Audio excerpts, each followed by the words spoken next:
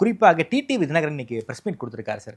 விஜய் தலைமையில கூட்டணி உருவாகுங்கிற டோன்ல கடந்த ஒரு 2 மாதங்களாக பேசிக்கிட்டு இருக்காரு. விஜய்க்கு அவர் வந்து விஜயகாந்தை மீறி ஒப்பிடுறாரு. 2006 வந்து விஜயகாந்த் என்ன ரோல் பிளே பண்ணாரு, அதாவது திமுக மைனாரிட்டி ஆட்சி அமைப்பதற்கு விஜயகாந்த் ஒன் ஆஃப் தி காரணம். அதே மாதிரியான ஒரு விஷயத்தை வந்து 2026 விஜய் செய்ய வாய்ப்பு இருக்கு, விஜய் தலைமையில ஒரு கூட்டணி அமையும் அப்படிங்கறதுல வந்து டிடிவி தினகரன் உறுதியா இருக்காரு சார். இதை நாம எப்படி சார் புரிஞ்சுக்கிறது? டிடிவி தினகரன் வந்து ஒரு தனி நபராக, ஒரு இன்டலெக்சுவலா, ஒரு விஷயங்களை அறிவார்ந்த ரீதியில் வந்து கருத்து சொல்பவர். ஆமா, நீங்க வந்து அமமுகவினுடைய தலைவர், அமமுக கட்சி வந்து எந்த கட்சியுடன் கூட்டணி போகும் என்பதாக அவருடைய சொல்லில் இருந்து எனக்கு புரியவில்லை.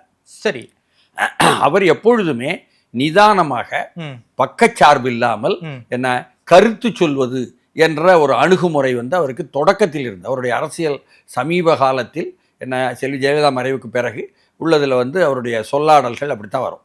அதில் அவர் சொல்வது என்பதில் சில உண்மைகள் இருக்கு, ஓகே, அது விவரங்கள் இருக்கு, அது தரவுகள் சரியா இருக்கு.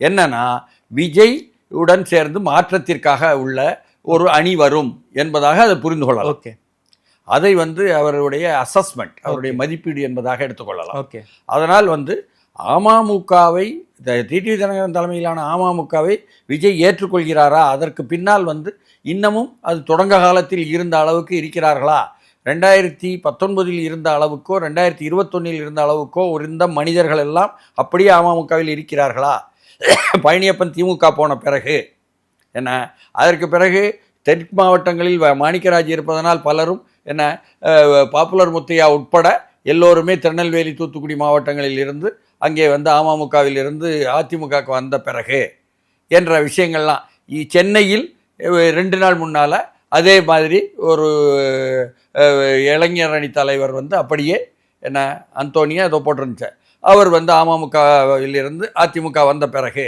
என்றெல்லாம் வந்து கவனிச்சுட்டு தான் இருப்பாங்க. ஆமாம், எது தாவேகா வேண்டிய தலைமையும்.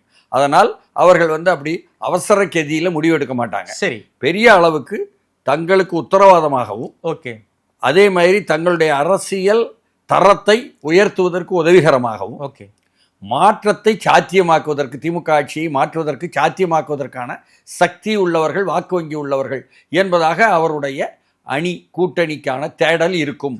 ஓகே, யார் யாருன்னு இப்போ நம்ம ஃபிக்ஸ் பண்ண முடியும். Okay sir. குறிப்பா விஜயுடைய பேச்சு, அதாவது மக்கள்